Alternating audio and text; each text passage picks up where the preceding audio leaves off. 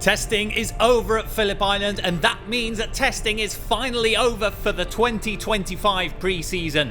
One dry session and one mostly damp session closed proceedings on Tuesday.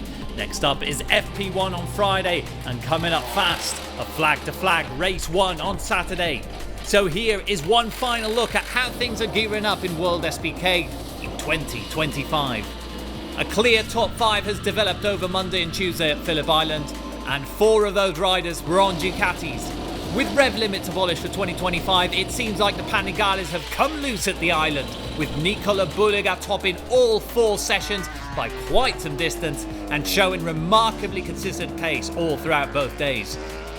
But beware Alvaro Bautista. On Monday, the Spaniard said that his confidence was nearing 2023 levels on the V4R, and on Tuesday he proved that with 19 laps in the 129s in just the morning session. The other top 2 Ducatis were Andrea Iannone and Danilo Petrucci, 2nd and 3rd respectively on Tuesday. Both showed slightly less consistent pace in their longer runs than the Uruguay Tigio, but both are also known to up their game come race day. 4 more riders will compete with Panigales in 2025. Sam Lowes and Mark VDS have switched to Krapovic exhausts in their sophomore SBK season, while Scott Redding and MGM Bonovo have fit straight into the top 10 in their move from BMW to Ducati. 2 rookies complete the octet, Ryan Vickers, fast in the dry and in the wet, and Yari Montella, last year's double race winner in the Supersport class. 5 riders were half a step above the resting testing at the island. Those 4 Ducatis, and who else but the reigning world champion. Recovered from his huge Monday high side, Toprak Razgatlioglu lapped consistently in the 129s with his new BMW M1000RR, the only rider able to keep up with the V4Rs in terms of 1-lap pace and race pace. Michael Vandermark meanwhile finished 12th, one of 13 riders to dip at least once into the 129s. Can the rest of the manufacturers catch up by race day?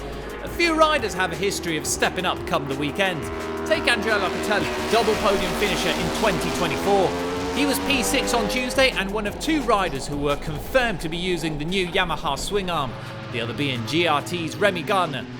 The Aussie, who had a big high-speed crash at turn 3, was relatively close on the timesheets to teammate Domi Egerter and Moto2X Racing's Tito Rabat, with Bahattin Sofoglu slightly behind.